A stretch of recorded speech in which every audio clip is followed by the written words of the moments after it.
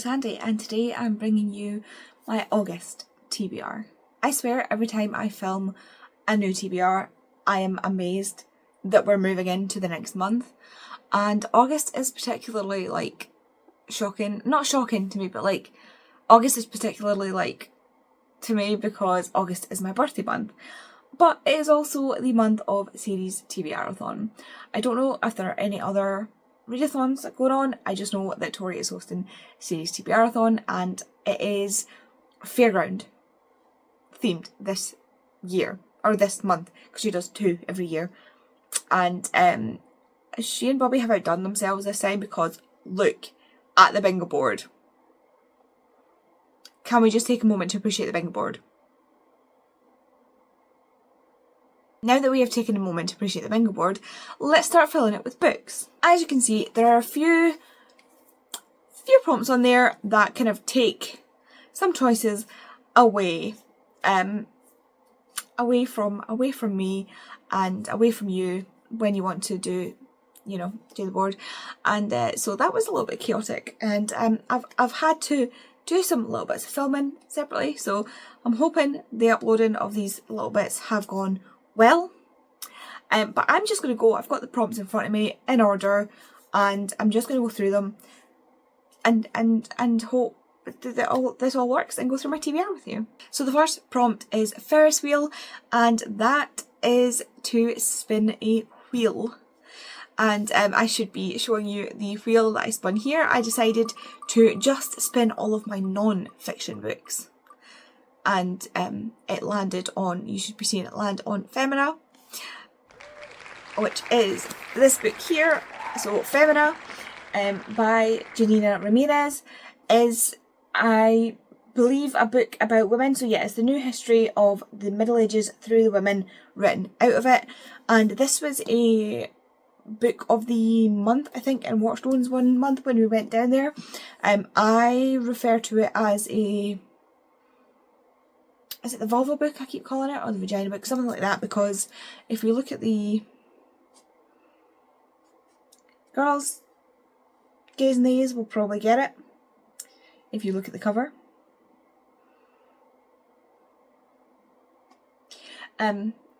I'll just leave that there.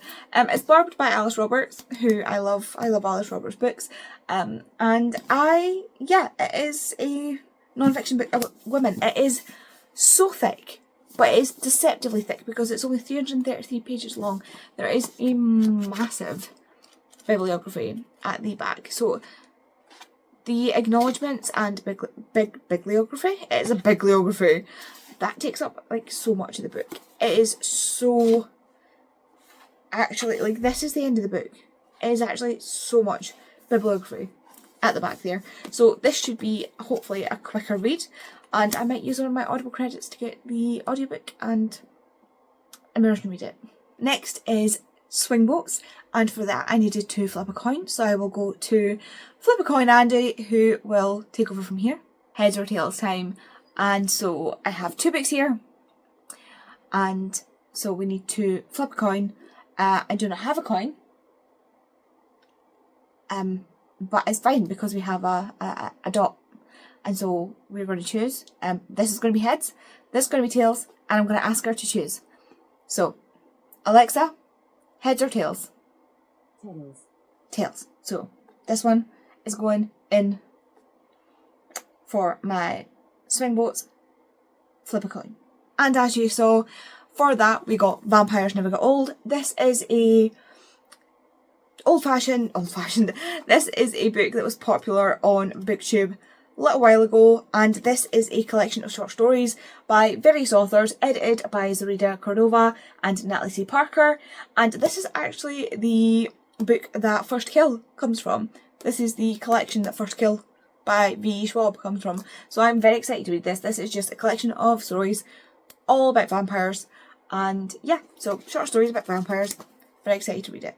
Next up is Claw Machine, and for that I put a poll on the series TBR-a-thon Discord, which I will link below.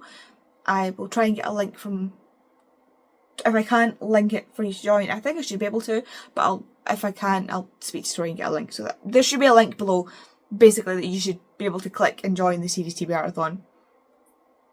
I will find a way to get a link. Anyway, so I put a poll up there so that I could do my poll pick, and for that I ended up, finally, it was tied 3 ways at one point, but thankfully somebody voted and we ended up on Queen Bee by Juno Dawson. This is again another nice slim book, so we can get some books actually read, because this is going to be a chunky TBR this month. This is the novella set in the past about the creation of HMRC. You can't even see my HMRC books because they're past the frame of this video. So this is set way back before HMRC and oh, what's the second one called? The Shadow Cabinet. So this is at the inception of HMRC, but set in the same world. Like, you know what I mean. You know what I mean. This has been well and truly hyped. So I think if you know about it, you already know about it. If you don't know about it, you're never going to know about it until you get on board the train. And the next prompt is a hookah-duck, and for that it was a random number generator, and the suggestions were either to do 5 to 20 books, or on hard mode you could do your whole TBR, and that's what I did. So again, you should be seeing what I did here. So I put in, so my TBR is actually 83 books, but some of them are sequels, so I just did my books that weren't sequels, and then I went on to my list of books that weren't sequels. So I picked number 29, and number 29 ended up being this, which is One Moonlit Night by Rachel Hoare. I already read A Beautiful Spy by Rachel Hoare and loved it. Like, that book was so unbelievably good. Fantastic World War II historical fiction, and I'm really hoping this is the same.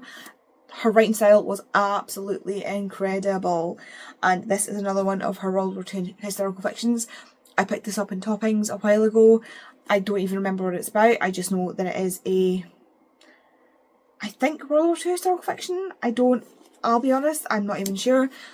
I just remember that I saw a few of her books, and this is the one where the synopsis called out to me. So hopefully it carries on, and her writing style I'm just pleased, like, hope for me that this is a fantastic book.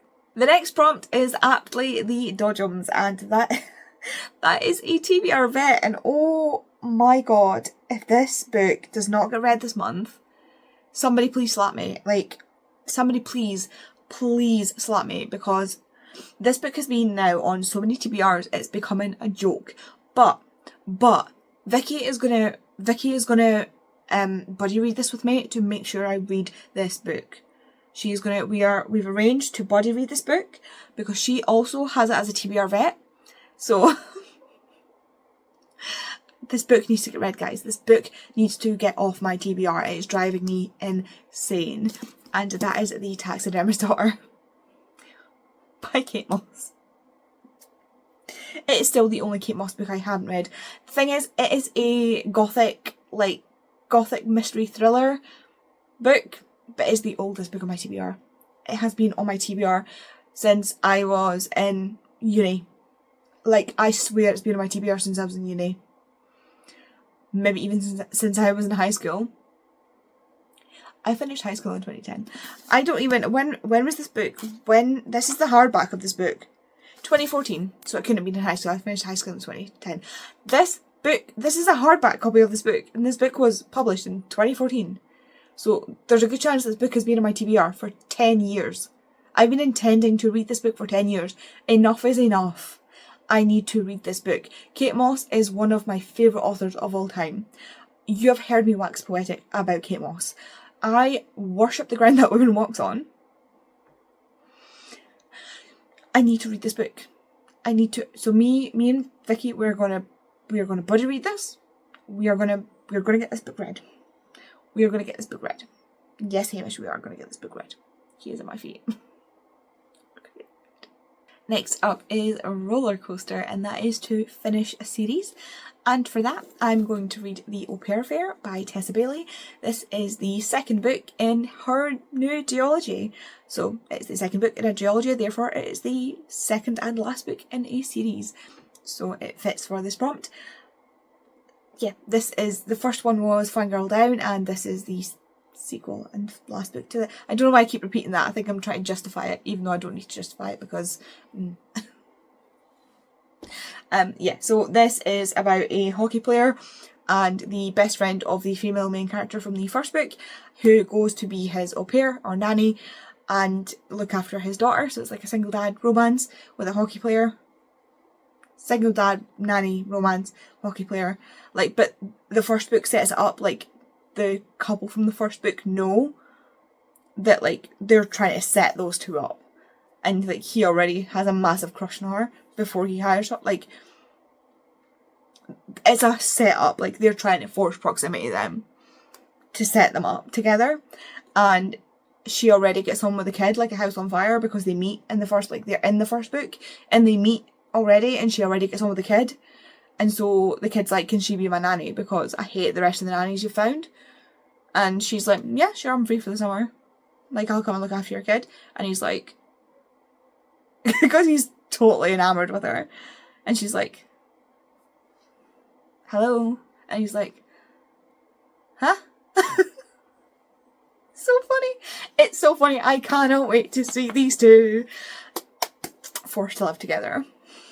It's going to be perfect. I'm so excited because I really enjoyed Fangirl Down. And I love a hockey romance. I so love a hockey romance. Next is the Log Flume, and that is to read a hyped book. And if you know anything about Miss Becca Fowle, she is a one-woman hype train, and so Not in Love by Ali Hazelwood. I was going to say Not in Love by Becca Fowle. Might as well be. Not in Love by Ali Hazelwood. Like I say, Becca Fowle is a one-woman hype train for Miss Ali Hazelwood. So I don't even care about anybody else hyping this book up. I am counting this is a hype book. Like, Ali Hazelwood is hyped anyway because she is an excellent author, but Becca can hold that, like, hype for Ali on her own. This light is just catching these shiny books in a way that's really irritating to film. Yeah, so this is going for my hype book. I'm so excited to read this. The only reason I didn't read it immediately when I got it is because I'm getting buried under my TBR. But yeah, I'm excited to get this on here. I said this before, I didn't even look at the synopsis for this book when I bought it. I just knew Ali Hazelwood, new book, add to basket. So it is now going on the TBR because Ali Hazelwood, new book, add to basket. Next up is The Waltzers, and that is a fast-paced book, and for that I've chosen The Girl in Question. This is the sequel again to The Girls I've Been by Tess Sharp, and this is a thriller mystery type novel, so it is going to be a fast, quick paced book. The first one was, and again it's a YA, new adult, I think it's more of a YA than a new adult sort of novel. So it's like a quick, fast-paced, sharp, we're going sort of book. So yeah, it is going to be quick book to read. Next up is The Carousel, and that is a book with an animal companion. And for that I've chosen The Blackbird Oracle by Deborah Harkness. Of course I was getting this on the TBR this month. We all know I love Deborah Harkness, so this was getting put straight on the TBR. And of course we all know, or we might not know, but trust me on this, Discover Witches is one of my favourite books ever. There's an animal companion component to A Discovery of Witches, familiars, it's a whole thing, and I'm assuming the Blackbird Oracle will have some kind of animal companion component to it, but if not, there's an animal companion component to A Discovery of Witches.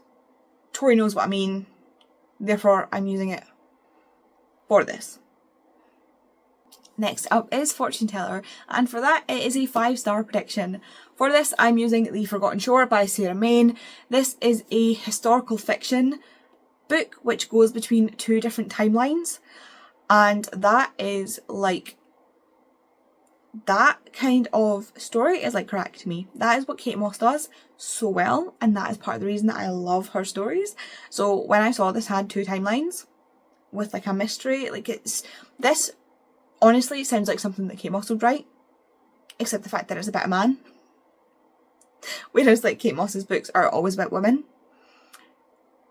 So like I had to pick it up. When I read the synopsis of this, I was like, yes, absolutely. And it's got a World War II component as well.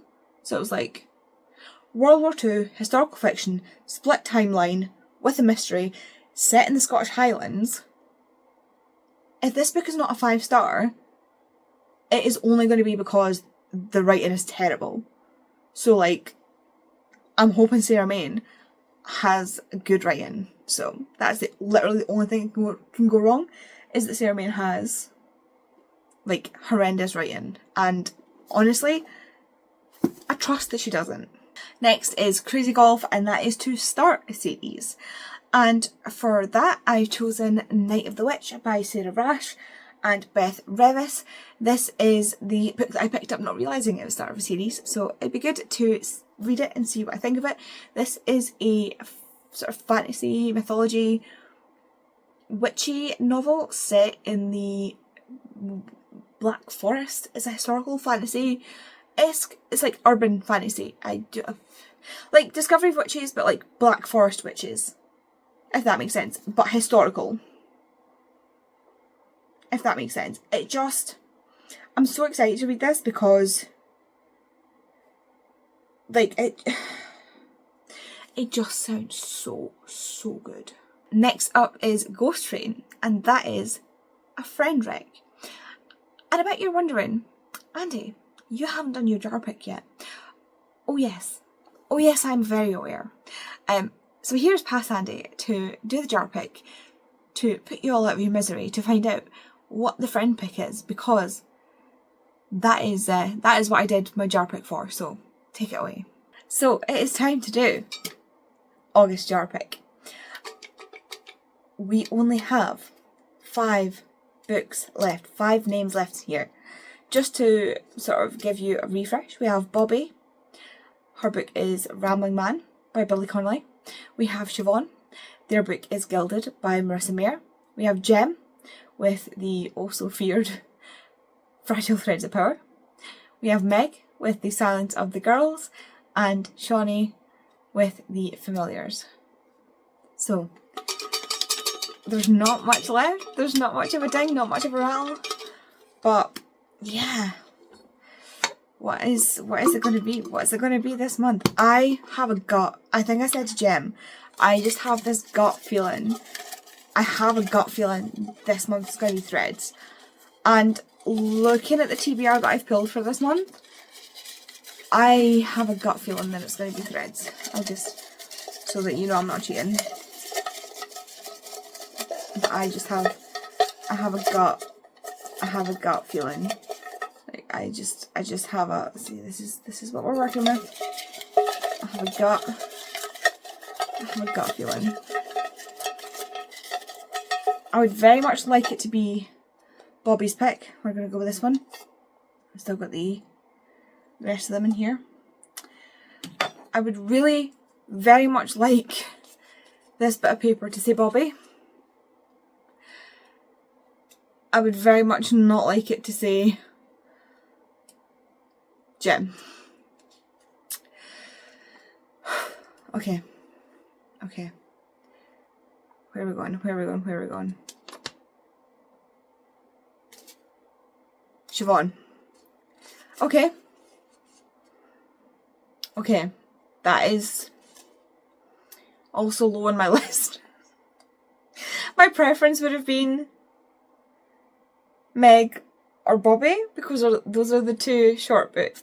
Let me just grab the book. So the book is Gilded by Marissa Mayer.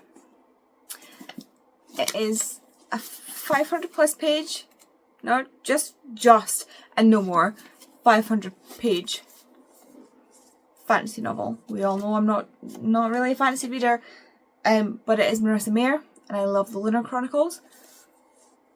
So, and I did buy Cursed already. I know. I would have preferred, I would have gone, if I had order of preference, it would have been Bobby, Meg, Siobhan, Shawnee, Jem would have been my order of preference. So, okay. I can do this. This could be fine. This could be fine. It will be fine. Jem, you're off the hook for another month. But we are closing in. We are closing in. You now have a 1 in 4 chance next month of being pulled. But thank you so much, Siobhan, again for doing this. And why did I buy this? This is one of those ones where I bought it because it was Marissa Mayer and I love the Lunar Chronicles, and I'm just really hoping, you know, at the end of the day, if I like it, that's fantastic, because I'm dipping my toe into like high fantasy. If I don't like it, I unhaul 2 books from my TBR. So, win-win, please. So as you saw, we pulled Siobhan for this jar pick, and I'll be honest, it wasn't the one I wanted. I wanted like Billy Connolly because it was a nice short book. However, we picked Gilded by Marissa Mayer, 500 pages. She's a chunker. She is a chunker, but we have quite a chunky TBR. It's forming to be a chunky TBR. So, yeah, fantasy, more fantasy. It's going to be fine. Also, Siobhan's prompt for me, because we also do a prompt, is to read a thriller, so that fits in beautifully with the... I'm just throwing stuff now. That fits in beautifully with The Girl in Question by Tess Sharp, because this is a thriller. It is actually the only thriller on my TBR, so yeah. These 2 will be my picks for Siobhan for my 12 and 12 as well. Next is Candy Floss, and that is a favourite author. And for that, I've chosen to read Gleanings by Neil Shusterman. I think after reading the sort of main body of the Arc of the Scythe, I can't say that Neil Shusterman isn't a favourite author. Like, the longer I sit with it, the more I read, like, the more I love the Arc of the Scythe. It was just, like, I can't even fathom what is going on inside Neil Shusterman's brain to be able to come up with that. Like, if you saw my vlog, you saw me after I finished the toll, and I was just like stunned. And the further away I get from it, the more I'm just like, the more I appreciate it. So Gleanings is the only one I've not read, and this is a short story collection of stories from the Scythedom. So I'm really looking forward to reading this, and yeah, I'm going to be sad to be finished with it, but I'm really excited to actually reread The Arc of the Scythe, because I feel like I'll get more out of it, because I do always get more out of books every time I reread them, and I can't imagine what else I'll pick up rereading The Arc of the Scythe, because like Neil Shusterman's brain must just be an incredible place. And next is Ice Cream, and that is a favourite genre. And for that, I've chosen The Last Train to Key West by Chanel Clayton. This is a historical fiction book, and historical fiction is one of my favourite genres. I absolutely love historical fictions, and Chanel Clayton's historical fictions are just some of the best. Like, I've read 2 books now in this series. It is the Cuba Saga is the name of the series, and it follows this one family, the Perez family, and different members of the family. And honestly, I am absolutely this author's work, once I pick it up, I cannot put it down. And it's just, I genuinely cannot. I've been waiting for so long. Like, I had book 1, and then I had book 3 to 6, and I didn't have book 2, and I've been trying to get book 2 for so long, because they're not all like trad published, like some of them are indie published, and trying to get hold of book 2 was a little bit harder, and so I've been trying to get them to read them all, and now that I've got them, I'm going to be like making sure I've just finished book 2, so this is book 3, and I'm gonna make my way through them, because I need to finish this series, because oh my god, Chanel Clayton is a genius, and learning about the Cuban Revolution and just honestly absolutely incredible, and the mystery that she weaves into it. So this one seems to be like Strangers on a Train type vibes, so there's like 3 women, and it seems like they all want their husbands dead. So like, see what I mean about strangers on a train vibe? So like, maybe they're all going to help kill each other's husbands? I don't know. You will find out in my vlogs and my wrap up.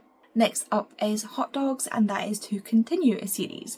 And for that, I'm going to continue with our Chronicles of Ixia read along, which again, I'll put the details down in the description for you. And the next book for that for the month of August is Sea Glass, and this is book 2 in the Glass trilogy. I know nothing about this. I've not read the first one yet, as I'm talking to you as of the 22nd of July. Because I like to read them a little bit closer to the live show, just so I know what I'm, talking about. And although I have read this first study trilogy before, I have never read the Glass trilogy. So we are in Uncharted Waters. All I know is that this trilogy follows Opal. That is it. That is all I know, is that it follows Opal. So yeah, it is just the continuation of the series. It follows the prompt, and ta-da, that's all I know. And lastly, the last prompt is Slush Puppies, and that is a book that is 2 or more genres. For this, I am reading Wait For Me by Santa Montefiore, and this book is both a historical fiction and also a mystery thriller type book. Not really mystery thriller, but like mystery. It'll make sense in a second. So, this is like the other one, it's split timeline. So it's historical fiction set in World War II, or it starts set off in World War II. So you've got 1944 and 1988 and 1995, and it is a continuous mystery. So in the first timeline, I'm just going to read to make it make sense, because I'm bad at summarising and explaining when I don't have, like, when I've not read it. I'm just going to read you the synopsis. Rupert promised he was going to come back. All Florence had to do was wait. Cornwall, 1944. Rupert Dash is declared missing, presumed dead during the Battle of Arnhem. His wife, Florence, is devastated. She can't accept that he is gone and knows he will return to her. London, 1988. Max suffers from a recurring nightmare where he is surrounded by the horrific chaos of the battlefield. Desperate to understand why he is haunted by such terrible visions, Max embarks on a journey that leads him to Cornwall and a man named Rupert Dash. Australia, 1995. Florence receives a letter from a stranger who says he remembers a life that belonged to another before him. Could this be the one person Florence has waited over 50 years to meet again? Based on a true story, this gorgeous sweeping romance crossing time and continents is completely captivating as Florence epitomises the enduring power of love. So yeah, this is like a historical fiction, but it's also a mystery, and there's also, I wouldn't call it a romance. I think it's just like that last bit, the based on a true story bit, is like a little blurb in there, but I just wanted to add that. So it's like the fact that it's based on a true story as well is what like captivated me to it. But like, how like amazing does that sound? So yeah, there's this like through line of this mystery alongside the historical fiction side of it. So it is like the two genres mixed together, if that makes sense. The other one could count for that as well, but that's a 5-star prediction. This one is also 5-star prediction. I had this pre-ordered for so long. Like, I had this pre-ordered for so long that I thought this book came out in 2019. Like, if you'd asked me, I would have said this book came out in 2019. It didn't. It came out this year. I only just got this book, but I've had it pre-ordered for so, like, it got announced, like, the minute this paperback went up for sale, I had it pre-ordered. I had this saved from when it was a hardback, and I was like, I'm not getting it in hardback. I am getting it in paperback. And yeah, it was only released in hardback in 2023. So I've had it pre-ordered or saved for like over a year. Or like a year-ish. Anywho, 2+ genres. That was the point. Yeah, so there's my TBR. There's my TBR. That comes to a grand total of 5,361 pages. Is it doable? Technically. Technically it's doable. Is it feasible? That's another story. Technically, if I read 173 pages per day, it is doable. With the way my reading is going, I am not confident I will completely get there, but we shall see. We shall see. I'm not going to push it, but, you know, I would like to get to a lot of these books. I'm very excited about a lot of these books, so hopefully we can get there. Wish me luck. I don't know.